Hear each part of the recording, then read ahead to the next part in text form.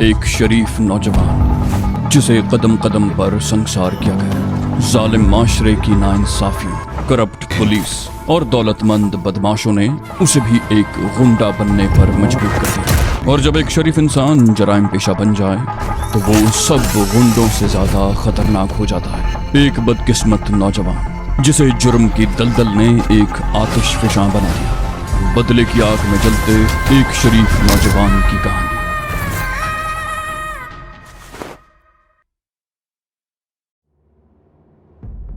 डिकोस्टा रस्सों के ढेर के पीछे दुबका हुआ था। उसके दिमाग में आंधियां सी चल रही थीं। वो सोच भी नहीं सकता था कि कासिम इस किस्म का कोई मंसूबा बना सकता है। वो जोर जोर से सर झटकने लगा। फिर उसे याद आ गया कि वो कासिम ही था जिसने मैरीटाइम सिक्योरिटी की लॉन्च देखकर शारिक को ब्लैकमेल किया था और राजदारी के एवज 5 लाख रुपए का मुतालबा किया था, जबकि मामला 1 लाख पर तय हो गया था। कासिम बहुत घाघ आदमी था। उसे शुरू से ही उन पर शुबा था और मौका मिलते ही उसने फायदा उठाया था। लेकिन अब फिर उसकी नीयत बदल गई थी। पहले उसने 1 लाख पर मामला तय किया था, लेकिन अब वो पूरे माल पर कब्जा करने की सोच रहा था और इसके लिए उसने बहुत ही खौफनाक मंसूबा बनाया था। जब वो लोग रवानगी की तैयारी कर रहे थे तो डिकोस्टा ने शारिक को मशवरा दिया था कि वो किसी किस्म का असलहा भी अपने साथ ले चले, लेकिन शारिक ने सख्ती से इस तजवीज की मुखालफत की थी, क्योंकि लॉन्च पर उनकी हैसियत साइंसदानों की होती और असलहे की मौजूदगी किसी किस्म के शुबे का बायस बन सकती थी। दफतन डिकोस्टा को याद आ गया कि T2 वाले पिस्तौल पर शारिक ने कब्जा कर लिया था और कासिम को शायद इसका इल्म नहीं था। वो यकीनन ये समझा होगा कि पिस्तौल सिर्फ मांडा के पास था, जिसे उसने खुद छीनकर मांडा को गोली मार दी थी। पिस्तौल कासिम के कब्जे में था और उसे यकीनन ये इल्म नहीं था कि उनके पास भी पिस्तौल है। डिकोस्टा उस वक्त तक रस्सों के ढेर के पीछे दुबका रहा जब तक उमर और नबी बख्श व्हील कैबिन की तरफ जाकर निगाहों से ओझल न हो गए। उनके गायब होते ही वो अपनी जगह से उठा और तेज तेज कदमों से उस तरफ चलने लगा जहां शारिक वगैरह बैठे हुए थे। वो मोहतात निगाहों से इधर उधर भी देख रहा था। शारिक ने उसकी तरफ देखते हुए कहा, मैं तो समझा था कि तुम कैबिन में जाकर सो गए हो, कहाँ रह गए थे? डिकोस्टा ने शारिक की तरफ झुकते हुए सरगोशियाना लहजे में पूछा, वो पिस्तौल कहाँ है जो तुमने T2 से छीना था? शारिक ने उसे घूरा, बोला, क्यों, खुदकुशी करने का इरादा है क्या? डिकोस्टा का लहजा सरगोशियाना हो गया। बोला, इस वक्त हम बहुत संगीन किस्म की सूरत हाल से 2-4 हैं शारिक साहब। शारिक ने मुस्कुराते हुए कहा, क्यों, क्या हुआ, कयामत आने वाली है क्या? डिकोस्टा ने कहा, यही समझ लो। फिर इधर उधर देखते हुए बोला, कासिम और उसके साथियों ने आज रात हमें कत्ल करके समंदर में फेंक देने का मंसूबा बनाया है। कासिम हमें खत्म करके इस हेरोइन पर कब्जा करना चाहता है, जिसके लिए हम ये सारी मुसीबतें झेल रहे हैं। इसीलिए मैंने तुमसे उस पिस्तौल का पूछा था। शारिक उछल पड़ा, ओह, बोला, पिस्तौल मेरे पास है, लेकिन तुम्हें ये सब कुछ कैसे पता चला? डिकोस्टा बोला, मैं कैबिन से सिगरेट का पैकेट लेकर बाहर निकला ही था कि कैबिन के पिछली तरफ से उमर और नबी बख्श की बातों की आवाज सुनकर चौंक गया। वो बलोची में बातें कर रहे थे और मैं ये जबान थोड़ी बहुत समझता था। मैं रस्सों के ढेर के पीछे छुपकर उनकी बातें सुनने लगा। उनका मंसूबा ये है कि आज रात 1 और 3 बजे के दरमियान जब हम सो रहे होंगे तो हमें गोलियां मारकर लाशें समंदर में फेंक दी जाएं और लॉन्च का रुख मोड़ कर वापस चले जाएं। कत्ल का मंसूबा हम तीनों के लिए है। समीना के लिए कासिम ने एक और प्रोग्राम बना रखा है। समीना ने पूछा, वो क्या? डिकोस्टा की बातें सुनकर उसका दिल उछलकर हलक में आ गया था। डिकोस्टा ने कहा, कासिम तुम्हें अपनी घर वाली बनाने के ख्वाब देख रहा है, जबकि नबी बख्श भी तुम्हारा उम्मीदवार है। समीना ने दांत कचकचाते हुए कहा, कासिम का गला तो मैं अपने हाथों से घोंटूंगी। दिन में जब मैरीटाइम सिक्योरिटी के आदमी लॉन्च चेक कर रहे थे तो उस वक्त भी कासिम ने कहा था कि ये मेरी घरवाली है। उस वक्त भी मेरा खून खौल उठा था, लेकिन सूरत हाल की नजाकत के पेश नजर मैं खामोश रही। इस हबशी को तो मैं जिंदा नहीं छोड़ूंगी। नौलखा बोला, परेशान होने की जरूरत नहीं है, जब तक हम जिंदा हैं कोई तुम्हारी तरफ आंख उठाकर भी नहीं देख सकता। डिकोस्टा ने कहा, कासिम के पास वो पिस्तौल है जो उसने मांडा से छीना था। उनके पास छुरियां या खंजर वगैरह भी हो सकते हैं, लेकिन उन्हें ये पता नहीं है कि तुम्हारे पास भी पिस्तौल मौजूद है। आज रात शारिक ने उसकी बात काट दी, बोला, फिक्र मत करो, अगर हमें इस मंसूबे का पता न चलता तो शायद लाइल्मी में मारे जाते, लेकिन अब जबकि हम कासिम के इस घिनौने प्रोग्राम से आगाह हो चुके हैं तो गोया उनकी अपनी जिंदगियां खतरे में पड़ गई हैं। डिकोस्टा ने पैकेट में से एक सिगरेट निकाल कर सुलगाया। एक कश लगाकर उसने धुआं उगला और कुछ कहना ही चाहता था कि व्हील कैबिन की तरफ से किसी को आते देख कर खामोश हो गया। वो कासिम था जो उनके करीब आकर खड़ा हो गया था। वो शारिक की तरफ देखते हुए बोला, अब हमें या हमारी लॉन्च को कोई खतरा नहीं है। मैं थोड़ी देर सोना चाहता हूँ, तुम लोग भी अगर चाहो तो सो जाओ। सुबह 4 बजे हम अपनी मंजिल पर पहुंच जाएंगे। शारिक ने कहा, हाँ, हम भी यही सोच रहे हैं कि थोड़ी देर सो लिया जाए, लेकिन अभी तो शायद 10 भी नहीं बजे। कुछ देर और यहाँ बैठेंगे, फिर सो जाएंगे अपने कैबिन में जाकर। तुम जाओ, आराम करो। कासिम उन्हें शब बखैर कहता हुआ दोबारा व्हील कैबिन की तरफ चला गया, जहां डीजल के ड्रमों के करीब उमर और नबी बख्श ने बोरियां वगैरह डालकर सोने की जगह बना रखी थी। वो उससे जरा आगे चला गया। शारिक नौलखे की तरफ देखते हुए बोला, नौलखे, तुम शुरू ही से कासिम के साथ लगे हुए हो, लॉन्च के बारे में कुछ समझे हो या नहीं? नौलखा बोला, रास्तों को समझना तो अपनी समझ में नहीं आता, लेकिन लॉन्च को बंद करना, स्टार्ट करना, लंगर गिराना, लंगर उठाना और पहिए को काबू करना समझ लिया है। शारिक ने कहा, यह तो ऐसे ही हुआ जैसे किसी अनाड़ी को गाड़ी के क्लच ब्रेक और गियर वगैरह के बारे में जबानी तौर पर बताकर उसे कह दिया जाए कि गाड़ी को किसी पुरहुजूम सड़क पर ले जाए। नौलखा बोला, नहीं शारिक बाबू, एक्सीडेंट नहीं होने दूंगा। शारिक ने बारी बारी सबकी तरफ देखा, फिर बोला, तो क्या प्रोग्राम है तुम लोगों का? नौलखा बोला, प्रोग्राम यही है कि हम अपने अपने बिस्तरों पर लेटे रहेंगे, लेकिन अपनी आंखें खुली रखेंगे। ये लोग जैसे ही कुछ करना चाहेंगे जवाबी कार्रवाई करेंगे। शारिक बोला, मेरा ख्याल है नौलखा अपने बिस्तर पर नहीं जाएगा, ये अरशे पर उमर या नबी बख्श के साथ रहेगा। इस तरह कम से कम एक आदमी को तो ये संभाल लेगा। नौलखे ने कहा, ठीक है, एक क्या, अगर वो दोनों इकट्ठे हुए तो मैं उन दोनों को संभाल लूंगा। शारिक ने समीना और डिकोस्टा की तरफ देखते हुए कहा, और हम तीनों आज रात एक ही कैबिन में गुजारेंगे। इस तरह जो भी कैबिन में आएगा उससे निपटने में आसानी रहेगी। वो लोग प्रोग्राम तय करने के बाद मौजू बदल कर बातें करते रहे। नौलखे ने अचानक ही ऊंची आवाज में माहिया गाना शुरू कर दिया। उसकी पाटदार आवाज तारीकी में समंदर की लहरों पर दूर दूर तक फैल गई। 11 बजे समीना, शारिक और डिकोस्टा उठकर कैबिन में आ गए। नौलखा वहीं बैठा ऊंची आवाज में माहिया गाता रहा। कैबिन में 4 बंक थे, 2 नीचे ऊपर एक दीवार के साथ और 2 दूसरी दीवार के साथ। इस तरह कैबिन में 4 अफराद के सोने की जगह थी। समीना और शारिक एक दीवार वाले बंक पर लेट गए। समीना ऊपर वाले बंक पर थी और शारिक नीचे। डिकोस्टा साथ वाली दीवार के नीचे वाले बंक पर लेट गया। वो दोनों अपने अपने बंक पर इस तरह लेटे थे कि सर एक दूसरे के करीब थे। उन्होंने कैबिन की बत्ती नहीं जलाई थी। वो दोनों तारीकी में सरगोशियों में बातें करने लगे। शारिक बोला, जरूरी नहीं कि ये लोग 1 और 3 बजे के दरमियान कोई कार्रवाई करें। ये अपने मंसूबे पर इससे पहले भी अमल कर सकते हैं, इसलिए हमें हर लम्हा मोहतात रहना होगा। शारिक ने लिबास में छुपा हुआ पिस्तौल निकालकर अपने सामने इस तरह रख लिया कि उसे किसी भी वक्त हाथ में लिया जा सकता था।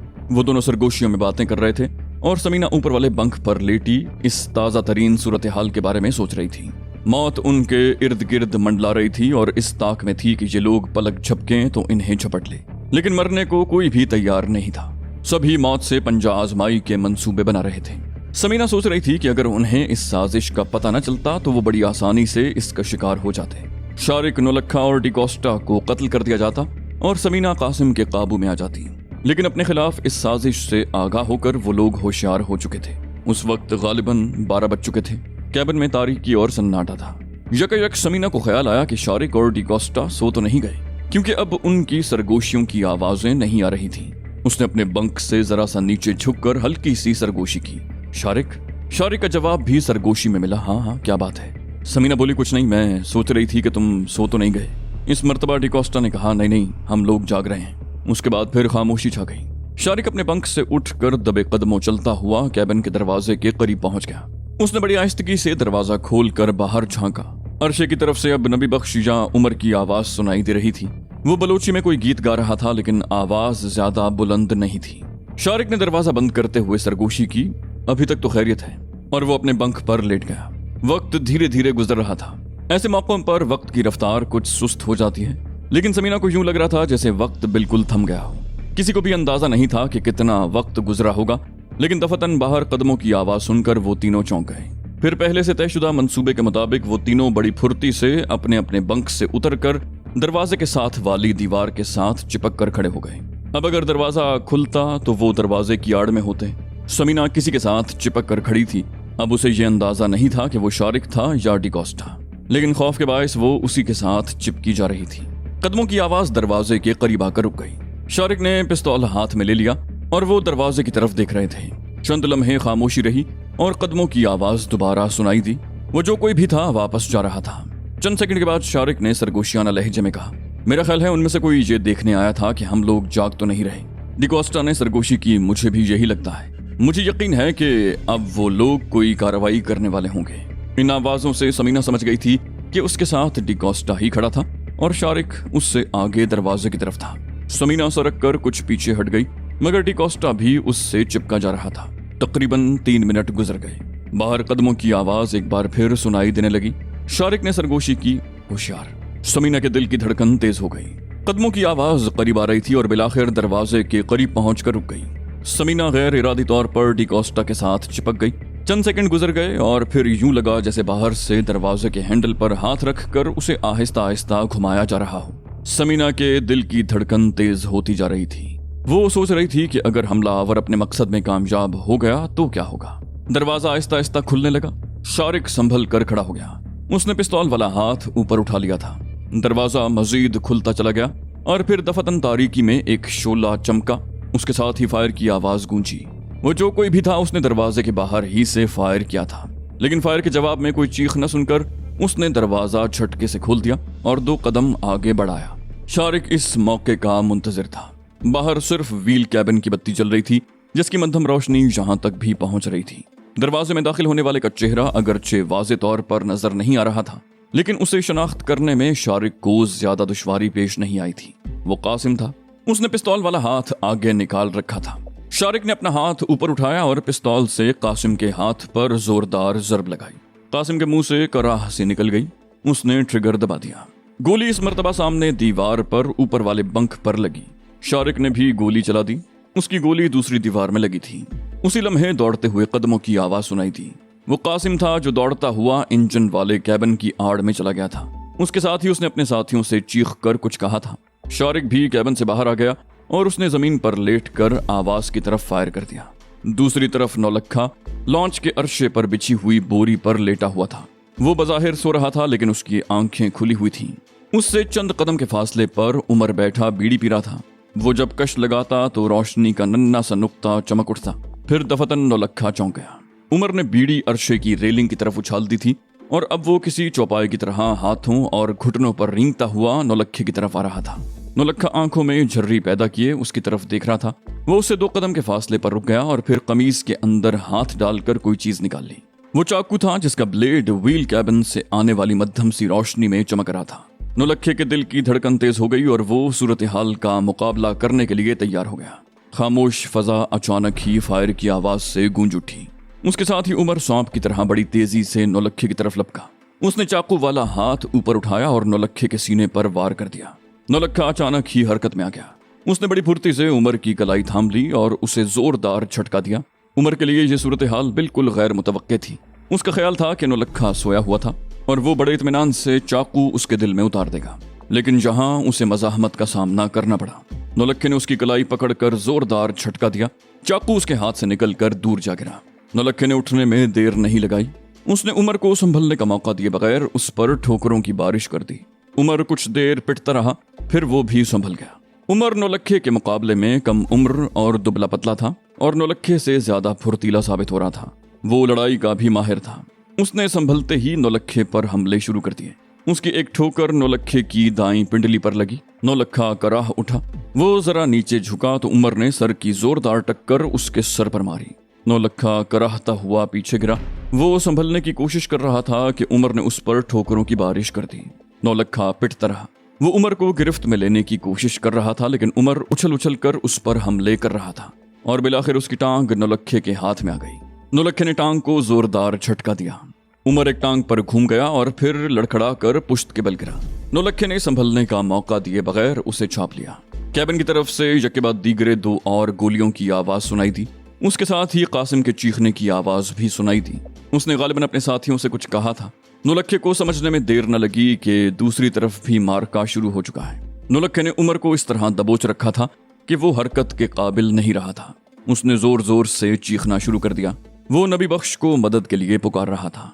नबी बख्श व्हील कैबिन में था। वो व्हील छोड़कर कैबिन से निकला और उमर और नौलखे की तरफ दौड़ा। उसके हाथ में भी चाकू था जिसका फल बल्ब की मध्यम रोशनी में चमक रहा था। उसने आते ही नौलखे पर हमला कर दिया। नौलखा बड़ी फुर्ती से एक तरफ झुक गया। नबी बख्श अपनी ही झोंक में आगे निकल गया। नौलखे ने उमर की गर्दन को एक जोरदार झटका देकर एक तरफ फेंक दिया और नबी बख्श की तरफ लपका जो चाकू वाला हाथ आगे को निकाले उस पर हमले के लिए पर तोल रहा था। नबी बख्श ने जैसे ही हमला किया, नौलखा न सिर्फ फुर्ती से एक तरफ हट गया बल्कि उसने अपनी टांग भी आगे निकाल दी। उसकी टांग नबी बख्श की टांगों में फंस गई। वो लड़खड़ा कर गिरा और फिर उसके मुंह से एक खौफनाक चीख निकल गई। नौलखे ने तेजी से घूमकर उसकी तरफ देखा। वो अरशे पर तड़प रहा था और उसका अपना ही चाकू दस्ते तक उसके सीने में ठीक दिल के मकाम पर पैवस्त था। वो इस अंदाज में गिरा था कि उसका चाकू अपने ही सीने में पैवस्त हो गया था। सीने से बहने वाला खून फर्श पर फैल रहा था। अपने साथी का हशर देखकर उमर का चेहरा धुआं हो गया। उसने अरशे पर पड़ा हुआ अपना चाकू उठाया और चीखता हुआ नौलक्खे पर हमलावर हुआ। नौलक्खा गाफिल नहीं था। उसने बड़ी फुर्ती से उमर की कलाई पकड़ ली और दोनों में चाकू के लिए कशमकश होने लगी। दफतन नौलक्खे का पैर फर्श पर फिसला। वो लड़खड़ाता हुआ पुश्त के बल गिरा।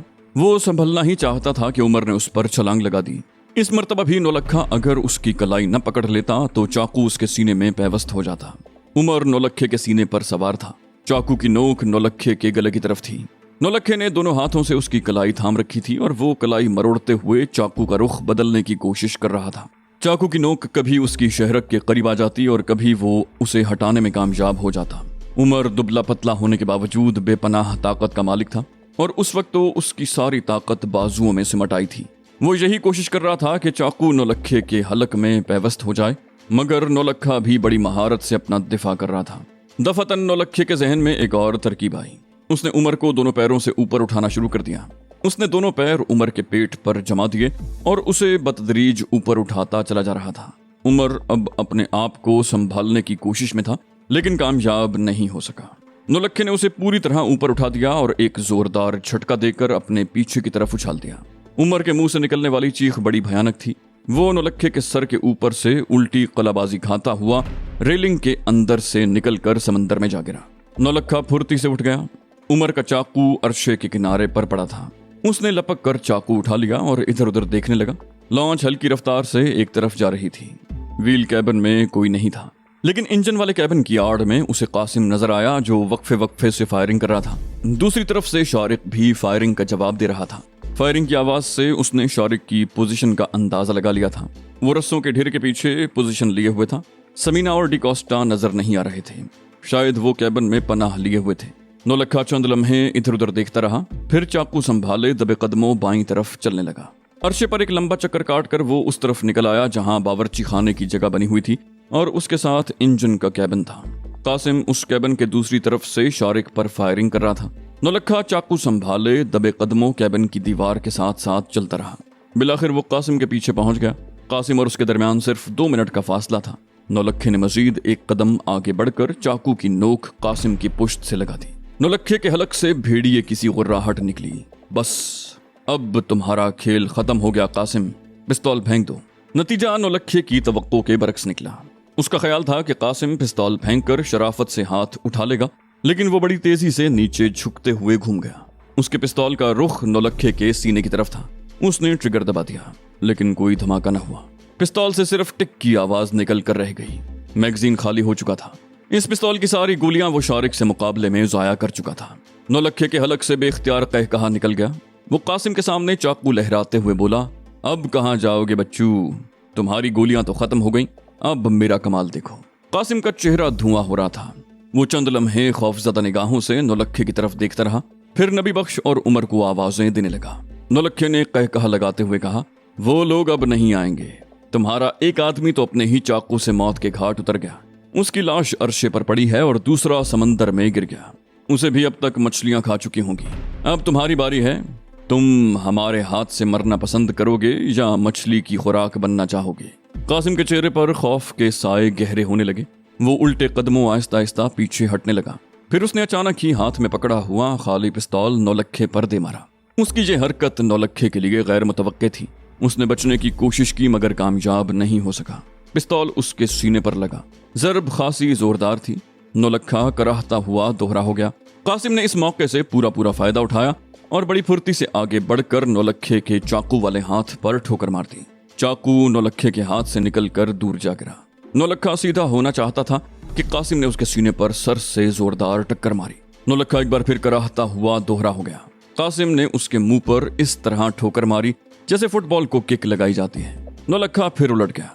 कासिम ने उसके जिस्म पर ठोकरों की बारिश कर दी, लेकिन फिर नौलक्खे को भी संभलने में ज्यादा देर न लगी। वो उठकर कासिम से लिपट गया। कासिम को सीने में अपना सांस रुकता सा महसूस होने लगा। वो कुछ देर तक अपने आप को छुड़ाने की कोशिश करता रहा, मगर नौलक्खे की गिरफ्त बड़ी मजबूत थी। कासिम ने उसके बाजू पर दांत गाड़ दिए। उसका ये हरबा कारगर साबित हुआ। नौलक्खा बिलबिला उठा। उसके हाथों की गिरफ्त ढीली पड़ गई।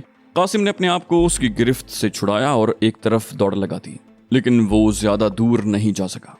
शारिक अचानक ही तारीकी से निकलकर सामने आ गया था। कासिम एक झटके से रुक गया। उसने पीछे मुड़कर देखा। उस तरफ से नौलखा नपे तुले कदम उठाता हुआ आगे बढ़ रहा था। कासिम खौफजदा अंदाज में कैबिन वॉल की तरफ बढ़ने लगा, लेकिन उसके कदम एक बार फिर रुक गए। उस तरफ डिकोस्टा खड़ा था। उसके बाईं तरफ चंद फुट के फासले पर समीना खड़ी थी। लॉन्च शुतरे बेमुहार की तरह समंदर की लहरों पर उछलती हुई जा रही थी। कासिम ने इधर उधर देखा। वो चारों तरफ से घिर चुका था। उसे अपनी आंखों के सामने मौत नाचती हुई नजर आ रही थी।